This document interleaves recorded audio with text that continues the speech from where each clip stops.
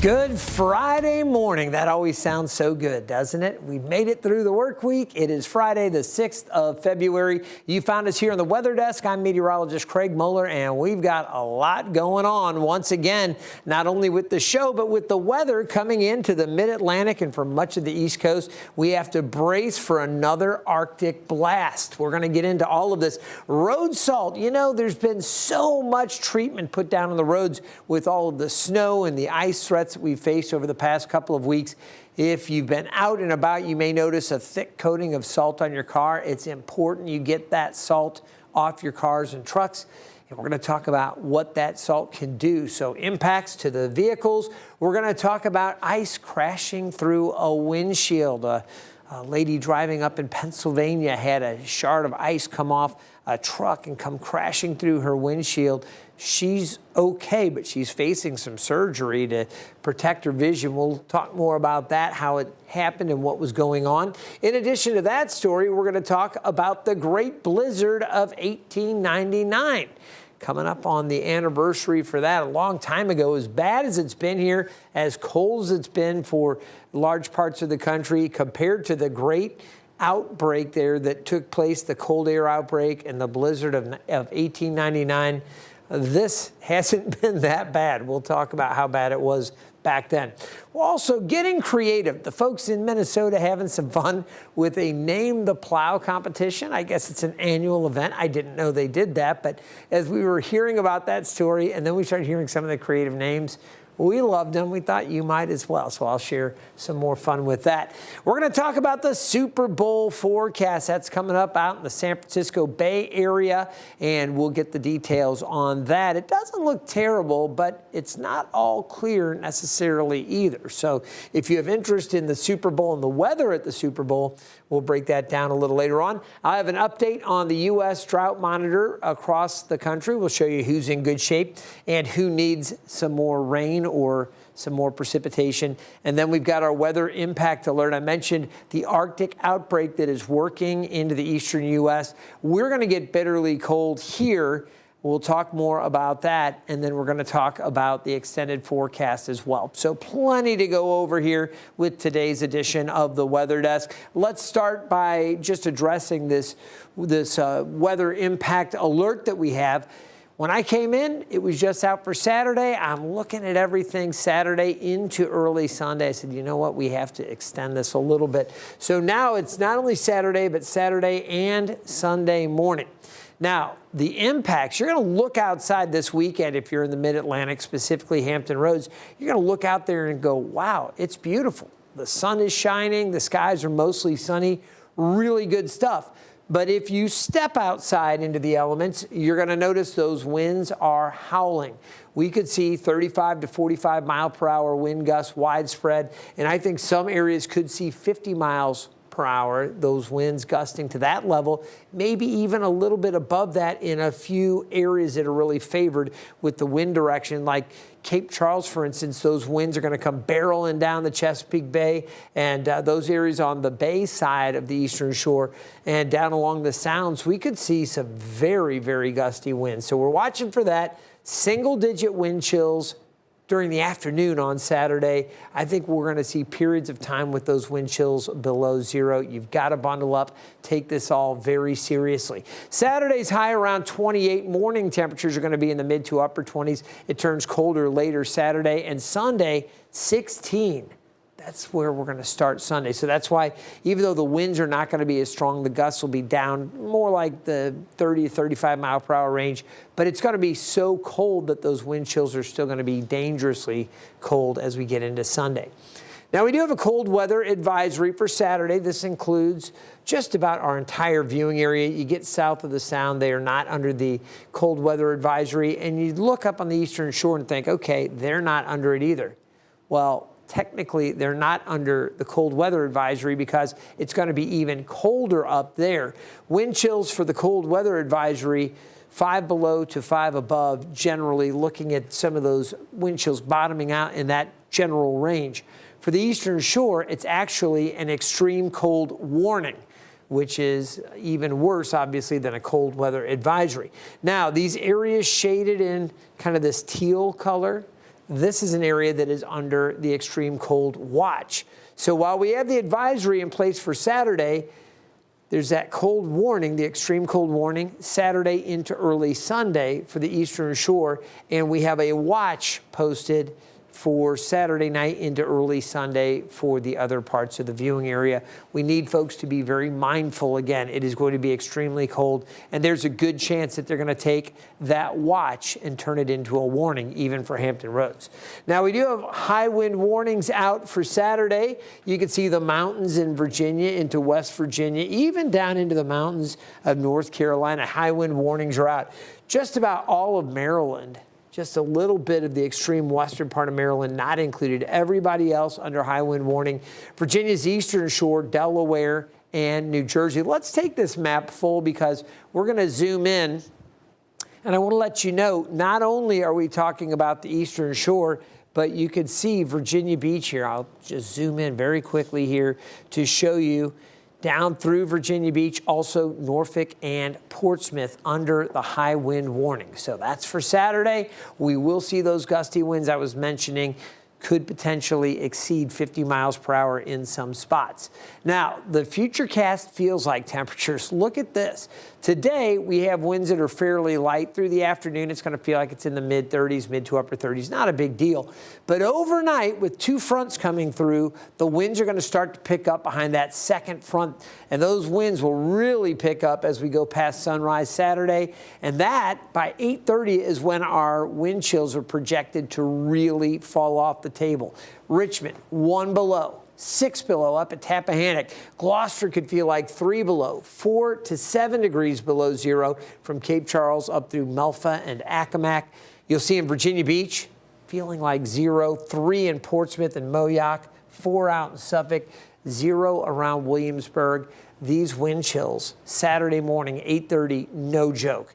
As we go through the afternoon, you think, okay, well, it's going to be mostly sunny. It's going to get into the upper 20s. The winds still strong enough that you're looking at single-digit wind chills and potentially below 0 up on the Eastern Shore, even through the afternoon.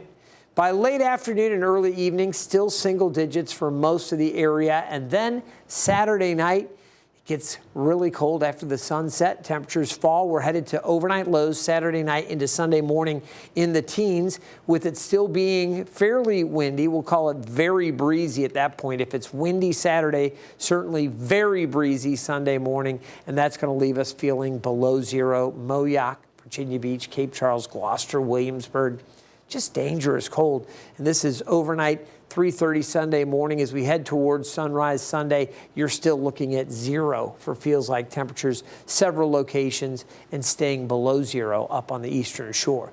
So the winds will eventually relax later Sunday. We will catch a break. But, man, it is going to be some kind of weekend with this cold and windy weather coming in. All right, so after back-to-back winter storms, we were talking about all the treatments that have gone down to help thaw the snow and ice on the roads. You may have noticed a layer of salt on your car. It's what crews are using, obviously, before and after the snow falls. Photojournalist Connor Lambert heard from a local car wash about why it's so important to wash off that residue sooner rather than later. Washing early and washing often is key to protecting your vehicle. Obviously, it doesn't look great on the outside of your vehicle, but where it does the most damage is on the undercarriage side of your vehicle. I think that a lot of people are probably heading to the washes to protect their undercarriage and to prevent rust. While you can do a decent job washing your car at home, it's hard to get up under that undercarriage where the salt forms and can lead to the rust. Making washing a part of your routine would really help protect your investment.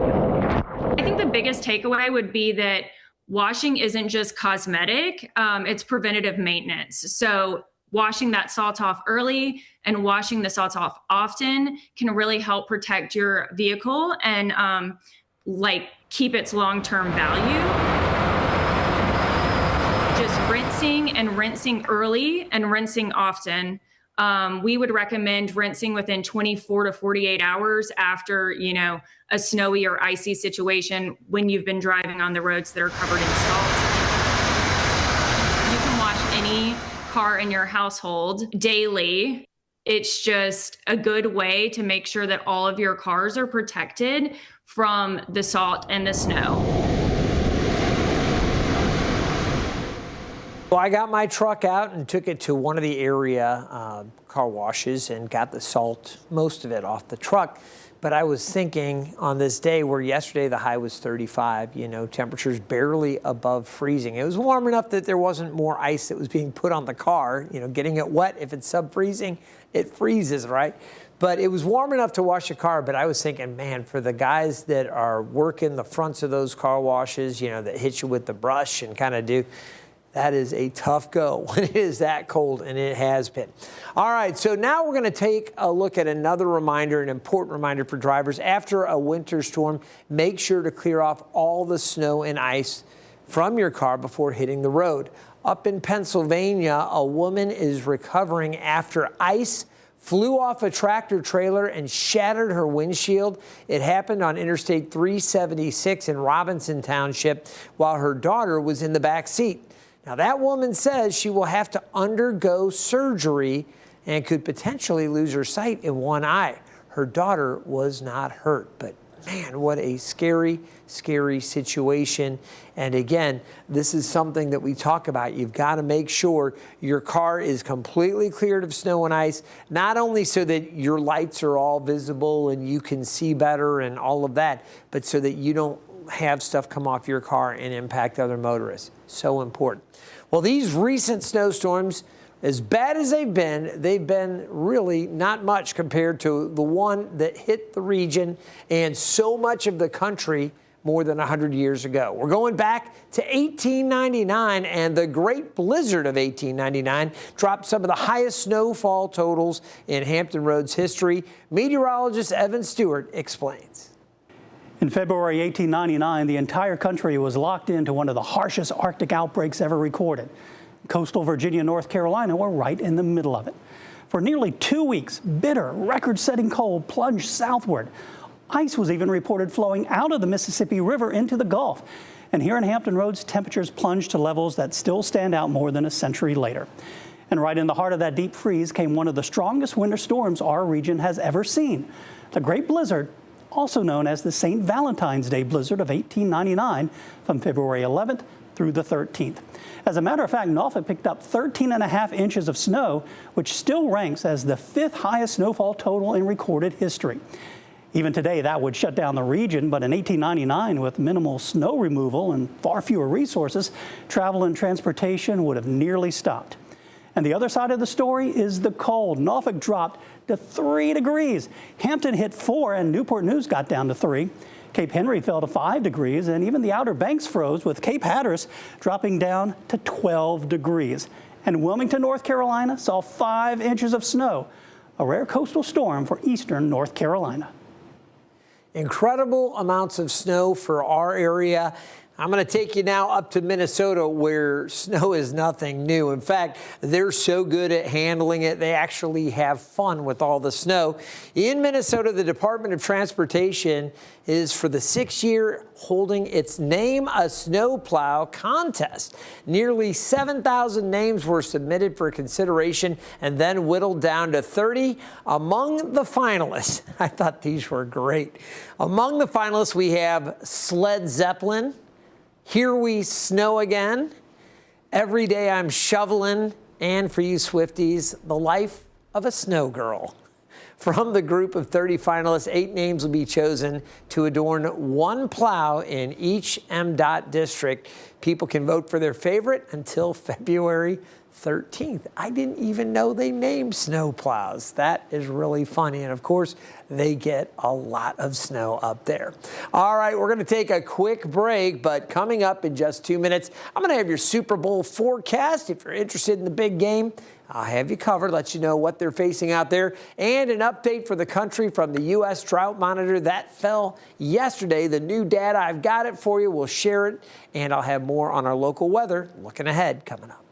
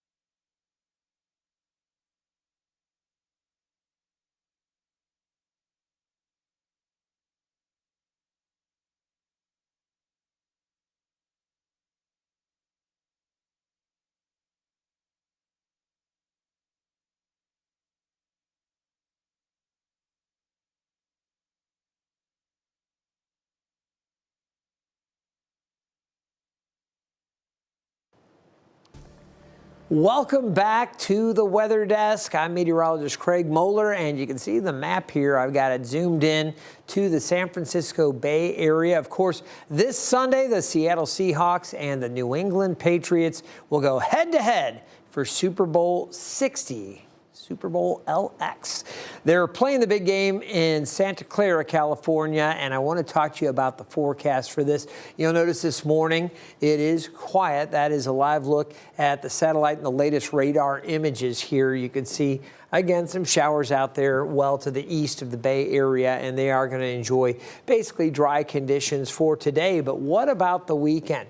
Well, we're going to take a look at that as we do. This is for Sunday. You'll notice the temperatures Sunday afternoon expecting to be pretty close to 60 degrees. Now, I think at the kickoff, which is at 3:30 when the festivities begin, we're looking at a temperature of about 60, 61, maybe 62 degrees. You'll notice some wet weather for the Northeast extending up and some wind around Seattle. For San Francisco, it should become mostly cloudy. There is a low risk, only about 20%, that they see showers during the late afternoon. So could you see a little bit of rain at the Super Bowl in San Francisco?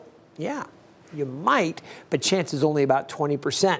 Worried about the kicking game or the passing game? That shouldn't be a problem at all. West winds are going to blow there at the stadium right around 6-7 miles per hour. That's it. So light west winds, skies becoming variably to mostly cloudy, low risk of a sprinkle, better chances for showers north, and temperatures starting off around 61 or so, falling down during the game into the upper 50s. It will turn cooler into the evening, but it looks like the temperature is very comfortable for the big game out in Santa Clara.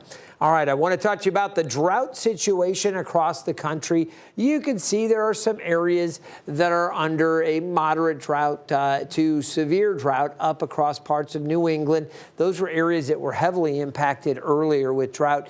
You can see there are still some areas under extreme drought, parts of Ohio and Indiana into Illinois.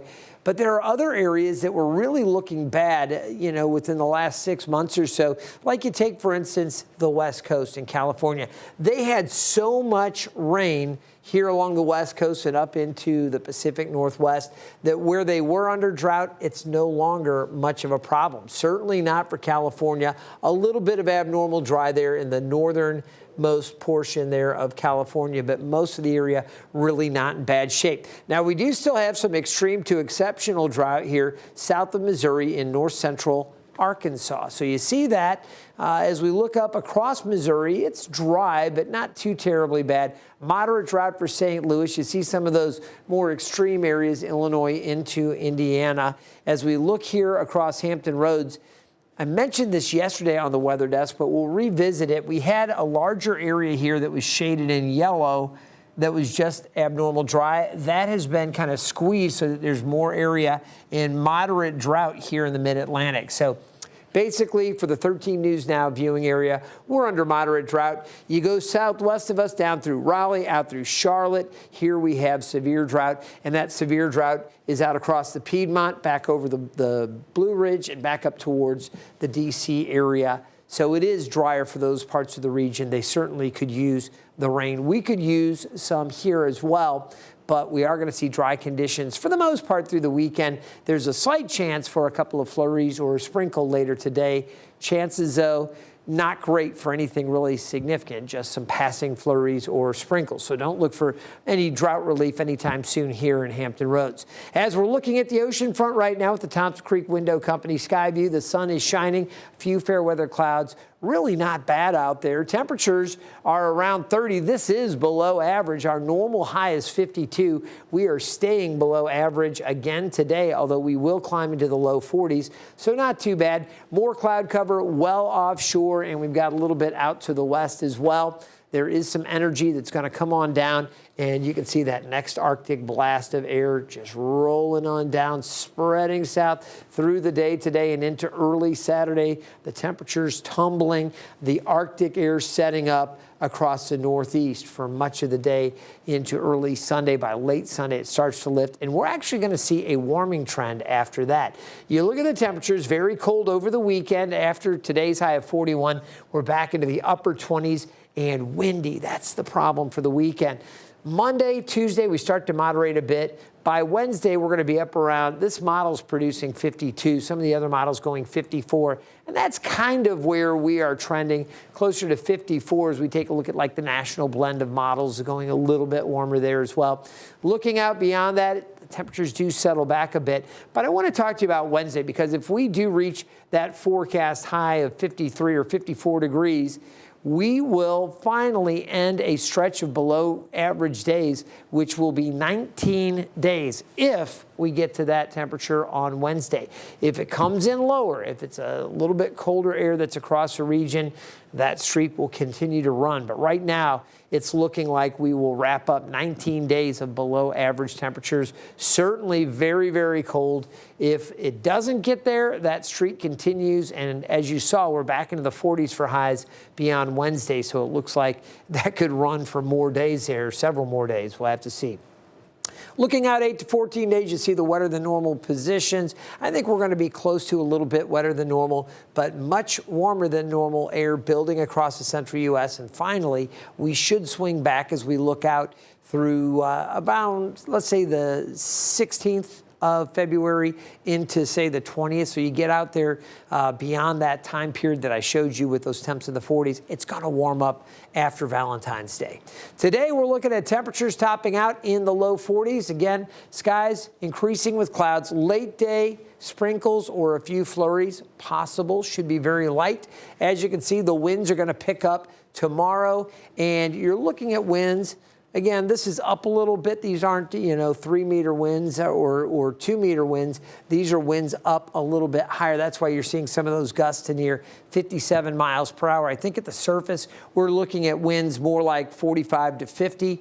But the bottom line is those winds are going to be very, very strong as we go through the afternoon and into the early evening. As we go overnight and into Sunday, you'll notice the winds do ease a little bit. And I think Sunday into Monday, that's when we're going to see much lighter winds. So we'll get some relief.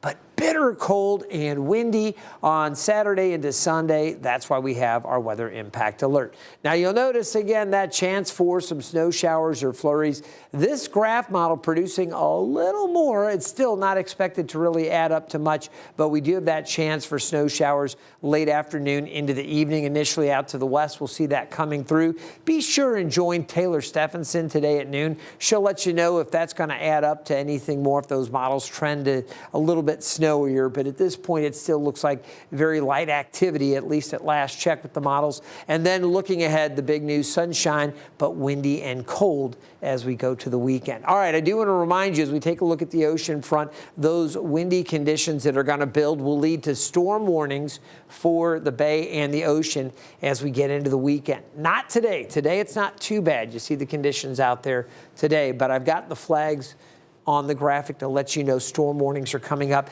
And not only that, a heavy freezing spray warning as well. So that's going to be an issue near the bay and along the ocean front. Temperatures today topping out low 40s. Again, that chance for some snow showers or flurries late afternoon and then into the evening. We'll see some of that mixed precip off to the north as well. Down south, temperatures close to 40 at the Outer Banks, mid-40s inland, a few rain showers down that way. Overnight tonight, lows near 23. Tomorrow, 28, mostly sunny, windy, and very cold. Here's the rest of the 7-day forecast. After the cold weekend, we're going to warm it back up into the upper 40s on Tuesday, mid-50s or low to mid-50s on Wednesday. A chance for a few showers late Wednesday into Thursday. Again, right now, looks like flurries, maybe some snow showers coming in late this afternoon off to the northwest, but this evening we could see a few. We'll keep an eye on that and keep you updated, then get ready for wind and bitter cold this weekend. Want to remind you the best way to stay up on all of our forecast updates is through the use of our 13 News Now mobile app. Scan that QR code, download the app. It's absolutely free. You'll get weather, traffic, and news updates from our entire team here at 13 News Now. I hope you've enjoyed this edition of the Weather Desk. Again, each and every weekday morning, we work to keep you updated on the very latest concerning the top weather headlines from our local area, around the region, across the country, and around the world. Have a great weekend. Stay warm and stay in touch with the 13 News Now weather team for updates. We'll see you next time.